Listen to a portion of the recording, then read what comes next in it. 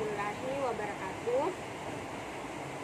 Perkenalkan, nama saya Dwi Aryani dengan NIM L021201050, Program Studi Manajemen Sumber Daya Perairan, Fakultas Ilmu Kelautan dan Perikanan, Universitas Hasanuddin. Di video kali ini saya akan mempresentasikan mengenai genetika populasi. Mengenai yang pertama yaitu DNA dan gen, yang kedua ekspresi gen, yang ketiga fenotip dan genotip, yang keempat alel dan locus, dan yang kelima penanda genetik. Yang pertama yaitu DNA dan gen. DNA merupakan singkatan dari deoksiribonukleasid. DNA adalah asam nukleat yang terletak di dalam inti sel dan berfungsi menyimpan informasi genetik atau kode genetik protein. DNA terdiri dari dua rantai polinukleotida yang berbentuk heliks ganda. Bentuk ini dipertahankan oleh ikatan hidrogen dari pasangan basa purin dan pirimidin tertentu. DNA terdiri dari adenin, sitosin, guanin, dan timin. Gen merupakan segmen DNA di mana di dalam kromosom yang membawa informasi genetik untuk karakter tertentu serta merupakan bagian DNA yang bertanggung jawab atas berbagai fungsi seperti membuat protein. Adapun hubungan gen dengan DNA di mana gen merupakan bagian dari DNA karena segmen dari DNA menyimpan informasi genetik susunan asam amino suatu rantai polipeptida. DNA dan gen. Setiap makhluk hidup memiliki gen dan setiap gen terbuat dari zat yang disebut asam deoksiribonukleat atau yang disebut dengan DNA. Gen berada di seluruh tubuh. Fungsi dari gen adalah mengatur instruksi yang menentukan seperti apa itu, bagaimana cara bertahannya, dan bagaimana berperilaku di lingkungannya. Gen menjadi bagian dari DNA yang kemudian bertanggung jawab terhadap fungsi pembuatan protein. Setiap untaian molekul DNA tunggal yang panjang disebut sebagai kromosom yang di dalamnya mengandung informasi genetik yang penting. Gen memiliki variasi yang rumit pada setiap manusia, ukurannya beberapa ratus basis hingga lebih dari 2 juta basis. Sedangkan kromosom dimiliki manusia sejumlah 23 kromosom yang saling berpasangan atau total 46 kromosom. Setiap set kromosom yang berpasangan berasal dari ibu dan yang lainnya berasal dari ayah. Sperma jantan dan sel telur betina membawa satu set 23 kromosom masing-masing, termasuk 22 autosom plus kromosom seks X atau Y. Yang kedua yaitu ekspresi gen. Ekspresi gen merupakan rangkaian proses penerjemah informasi genetik dengan menggunakan gen sebagai cetakan menjadi protein. Suatu sifat yang dipunyai oleh suatu organisme merupakan hasil proses metabolisme yang terjadi di dalam sel. Proses ekspresi genetik mengikuti tahapan yang sama untuk semua wujud kehidupan dan disebut dogma inti dalam genetika.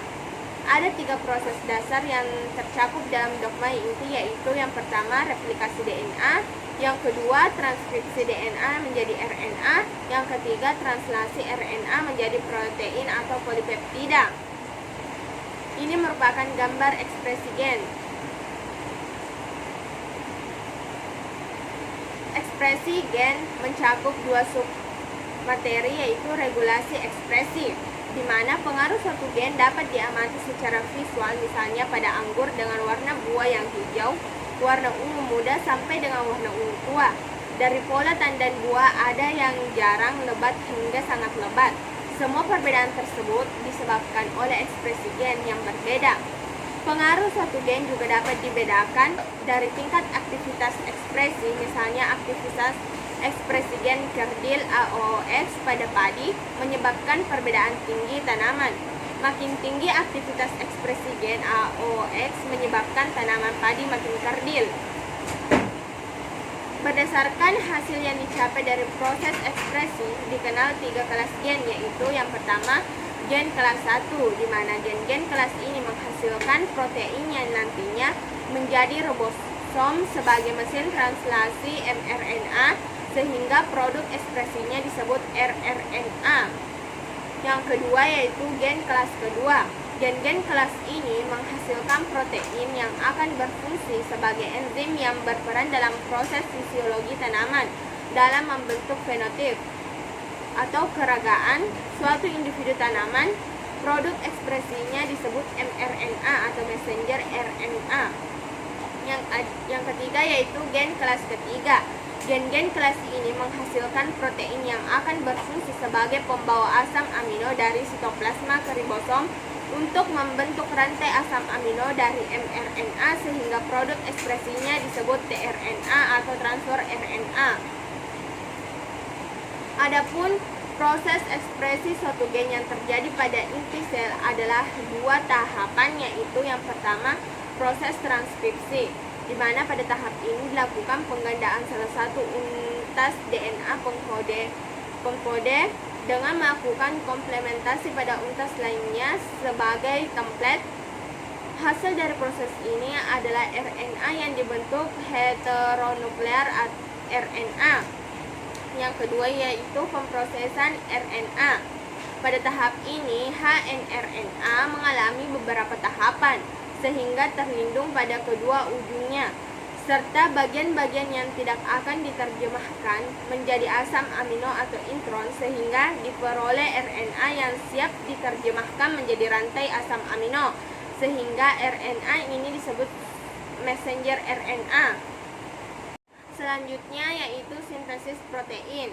Sintesis protein merupakan sebuah proses pembentukan suatu partikel protein.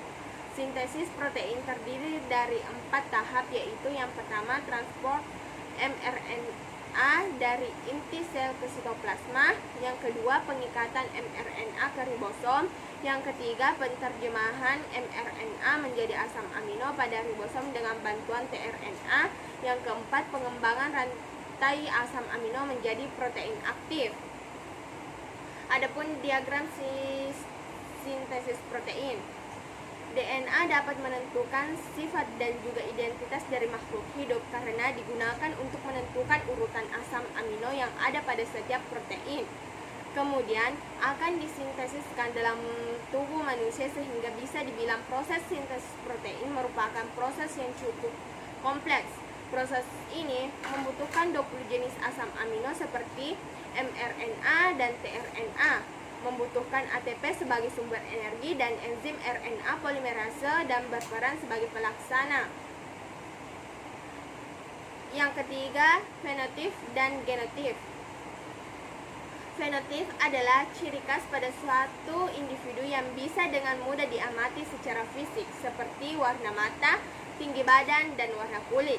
Ciri khas ini meski pada awalnya ditentukan oleh genotip, juga bisa berubah menyesuaikan lingkungan tempat tinggal. Sebagai contoh, orang tua memiliki warna kulit yang terang, sehingga Anda pun terlahir dengan warna kulit yang serupa. Namun, karena tinggal di area panas, maka lama-kelamaan warna kulit Anda menjadi gelap.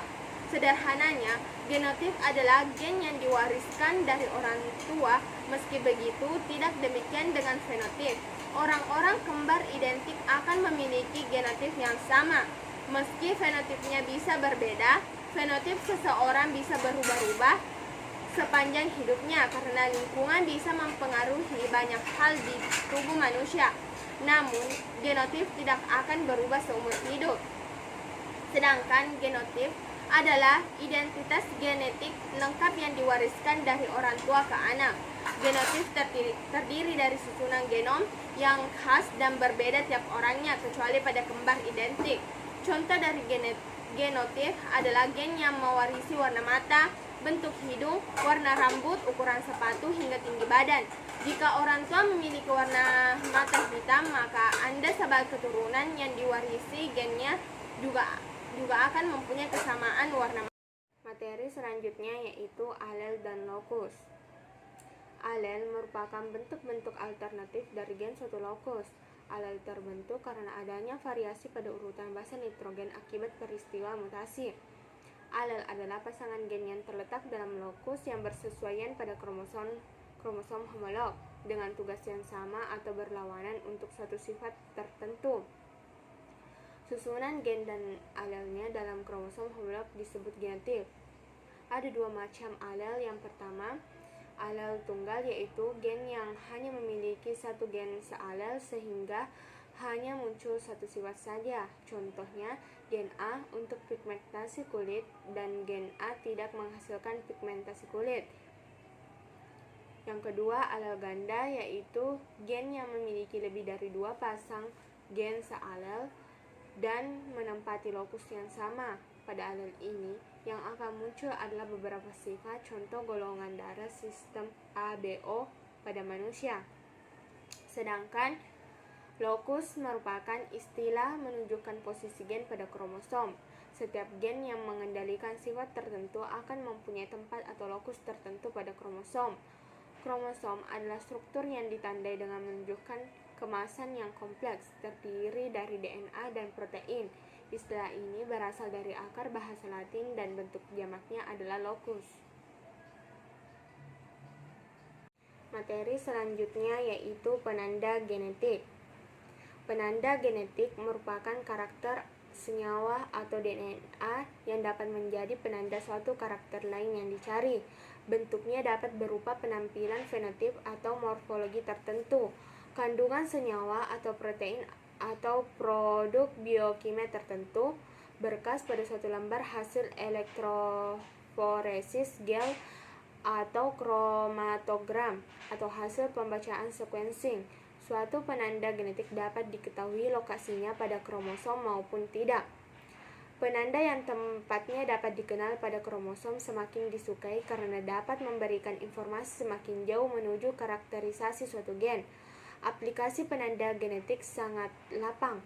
Bidang-bidang kedokteran, pertanian, ilmu pangan, sekeliling yang terkait antropologi, sejarah, hukum memakainya sebagai alat analisis atau alat pembuktian. Beberapa penanda genetik sangat terpercaya karena bersifat lembab atau tidak remeh berganti karena pengaruh lingkungan.